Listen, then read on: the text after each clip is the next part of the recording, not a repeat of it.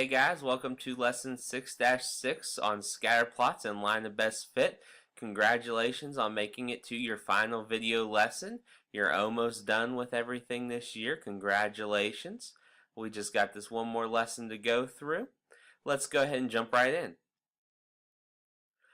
So we're going to look at scatter plots and lines of best fit. Our learning target is that I can create and interpret a scatter plot and that I can create and interpret lines of best fit. Now I'm going to go ahead and tell you guys our practice is going to be outlined a little bit differently in this section. We're kind of throwing together some things that are very similar but are each separate skills. So what we're going to do is we're going to do a short video on each particular skill set that we're looking at, and then we're going to pause the video and we're going to let you go ahead and do the practice section for that particular part. You'll actually find the practice section embedded in the notes this time. So for example, we'll go through the notes on this video, and then when I stop, you'll be left at the practice. Go ahead and do that practice, and then come back and watch part 2 of the video, and so forth and so forth.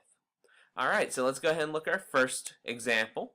Our first example, we're going to just be making a scatter plot. Now, scatter plots are used to display bivariate data. If you think about the prefix bi, it means 2. If you think of a bicycle has 2 wheels. So bivariate data is going to be data that has 2 variables. Now to create a scatter plot, we plot ordered pairs that represent the 2 variables on a coordinate plane. So for example 1, we are asked to create a scatter plot for the following data. So what we're going to do is we're going to take each data point that we're given and we're going to plot on a coordinate plane here. Sometimes you will be given a scale like we are here. Sometimes you will have to go ahead and figure out your own best scale.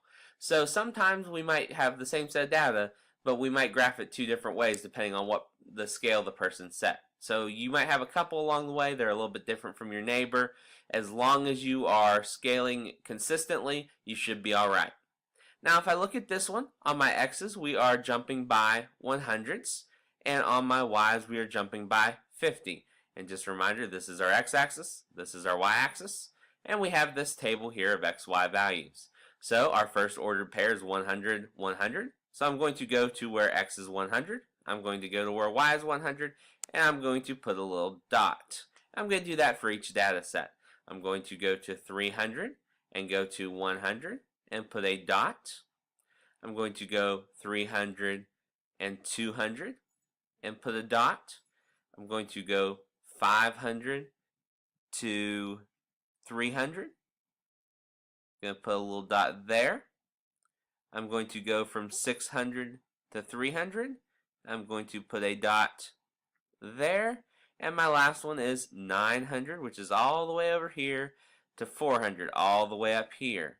Now at the end we should have as many dots as we have data points. So we have 1, 2, 3, 4, 5, 6 data points.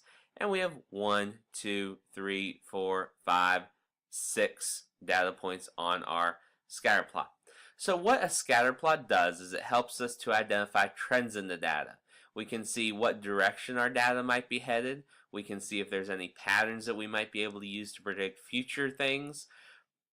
And it also just helps us have a visual representation of our data. Alright, so that wraps up our first section of the notes. This is the first part of our series. Go ahead and stop now with this video and do the practices directly below these notes. You'll see it will say scatter plots practice. Go ahead and complete that practice, and once you finish that practice, come back and check out video 2. Alright, see you guys there.